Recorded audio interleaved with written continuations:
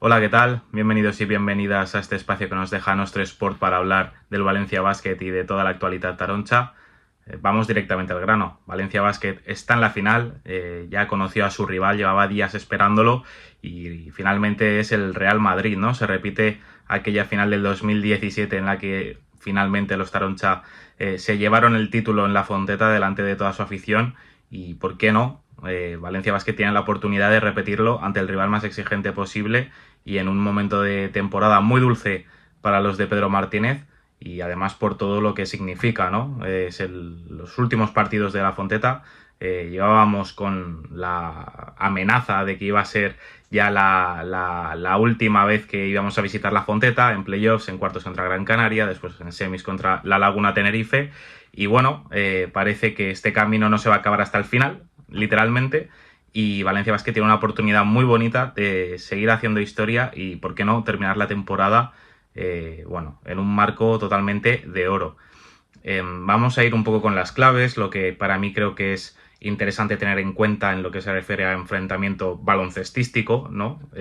Hay que tener en cuenta que Valencia Basket, al quedar segundo en la clasificación, deberá visitar al Real Madrid, que quedó primero en el Movistar Arena, ¿no? El Real Madrid en esta fase, al mejor de 5 partidos, tendrá los 2 primeros como local y ahí viene ya el primer y gran problema, ¿no? Es que los de Chus Mateo llevan 29 partidos sin perder en Liga Endesa como locales. De hecho, no perdían ningún partido en la competición desde el 22 de diciembre, cuando precisamente Valencia Basket ganó, si no recuerdo mal, 85-84 en la Fonteta y desde ahí no había perdido en competición nacional. Fue Unicaja en el tercer partido, eso sí, en el Carpena, quien pudo derrotar por primera vez al Real Madrid en 2025 en Liga. Una exageración tremenda y bueno, ahora la racha que ostenta el Real Madrid como local en la ACB es la segunda mejor de la historia. Está a 4 partidos del Barça con 33 victorias seguidas, que es bueno, una racha que consiguió Xavi Pascual entre 2009 y 2010, entre temporadas. No, perdón, entre temporadas. Y bueno, después el Real Madrid, con la última victoria ante Unicaja, logró ganar al Barça en ese récord, en el segundo que tiene, que era de 28 victorias, que ostentaba desde 1988. O sea, para poner en perspectiva lo que está haciendo el Real Madrid en una temporada en la que se presupone que no está teniendo los éxitos, bueno, planificados, también en una temporada de transición en plantillas, pues bueno, está realmente cuajando una gran temporada en liga regular y va a ser muy complicado robar el factor cancha en una pista como el Movistar Arena. Y en cuanto a las claves de lo que es la eliminatoria, yo me quedo con varios aspectos, ¿no? Sobre todo el primero es el tema de la profundidad de la plantilla, ¿no? En una eliminatoria al mejor de 5 partidos, en caso de que se alargara, incluso da igual, en 3 partidos, lo que es la profundidad de banquillo es muy necesaria y que la rotación para los entrenadores sea lo más óptima posible, ¿no? En ese sentido, el Real Madrid llega mejor que nunca. Ya no es solo cuestión de Musa, Tavares, Campazzo y Gessonia. Hay jugadores de segundo escalón en la plantilla que están aportando todo lo necesario en muy poquitos minutos. Estoy hablando de Abalde, de Feliz, de Yui, por ejemplo. Es que entre los tres están promediando de manera conjunta casi 30 puntos por partido en estos playoffs, ¿no? Teniendo en cuenta que Real Madrid está promediando 96, pues evidentemente están promediando, 93, perdón, están promediando prácticamente un tercio de los puntos del Real Madrid sin ser necesariamente ninguno de los tres pues las anclas en ataque, ¿no? Después, evidentemente, están los que no pueden fallar, que son los que están sacando las castañas del fuego al equipo, sobre todo en momentos complicados contra Unicaja, como puede ser Campazzo en el último tramo final del anterior partido, también Gessonia, que se fue a los 20 puntos y fue, pues bueno, el jugador más destacado en ataque, y por supuesto Walter Tavares, que su influencia en la pintura es innegociable, ¿no? El hecho de lo que condiciona a los ataques rivales, también lo que condiciona a las defensas, ¿no? Estando muy pendientes del rebote defensivo e incluso teniendo lo que cargar más de lo deseado y negando esa oportunidad de correr el campo para crear transiciones o crear contraataques, también es muy importante, ¿no? Que tan solo con un jugador el Real Madrid consiga todo eso, ¿no? Por eso, evidentemente, ha conseguido el mejor contrato de la historia del club, bueno, de la sección de baloncesto.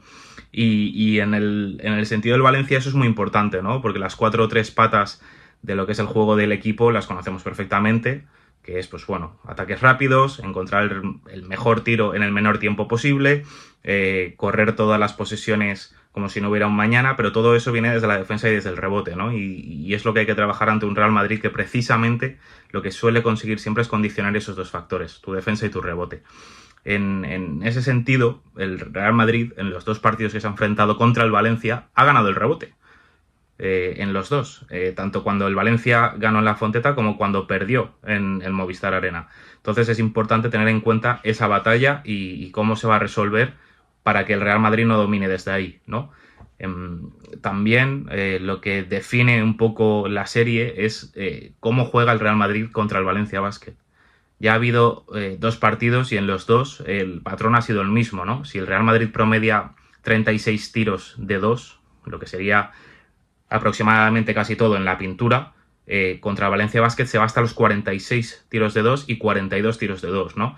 Esto es, pues bueno, un aumento bastante significativo y lo que quiere decir es que el Real Madrid siempre ha buscado hacerle daño a Valencia Basket donde más le suele doler, ¿no? Que es debajo del aro e intentando que sus penetradores, que sus interiores saquen ventajas desde ahí. Lo bueno y lo malo a la vez, que Valencia Basket nunca se ha cargado de faltas contra el Real Madrid. En el primer partido, en el que se ganó en la Fonteta, tuvo 17 tiros libres el Real Madrid y 13 en la capital.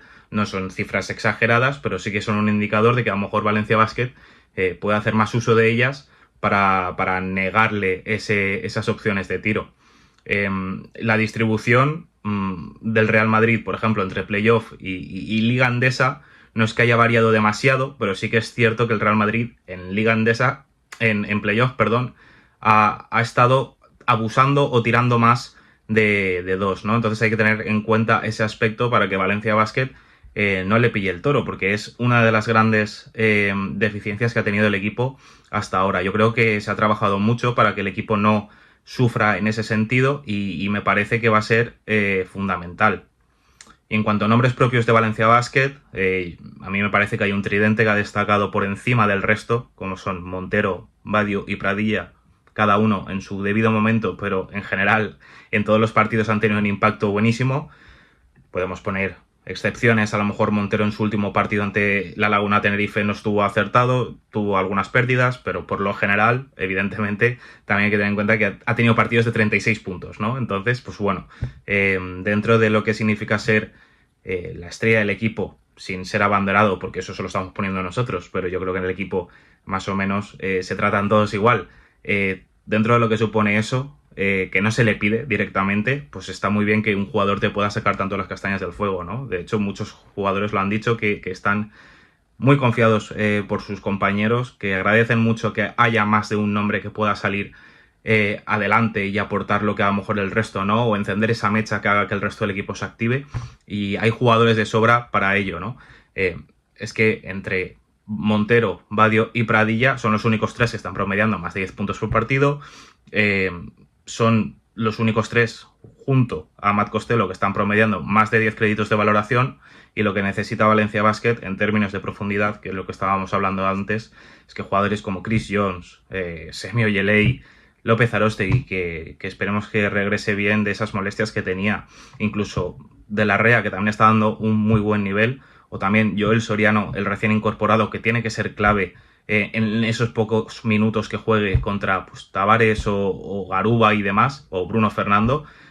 Su impacto tiene que ser muy importante, pero que todos esos jugadores puedan aportar, porque Pedro Martínez necesita una rotación lo más equilibrada posible en una serie que se pueda alargar y que no hay otra, hay que ganarla, ¿no? Entonces, bueno, nos vemos en Madrid, viernes a las 9:15, Valencia Basket visita al Real Madrid en la primera batalla por el título. Dejadme aquí en los comentarios o en las redes sociales de Nuestro Sport o las mías, yo soy Yebres11, me podéis encontrar en todos sitios así, vuestras sensaciones, lo que pensáis de la eliminatoria, y eso, nos vemos en Madrid y mucha suerte. Hasta luego.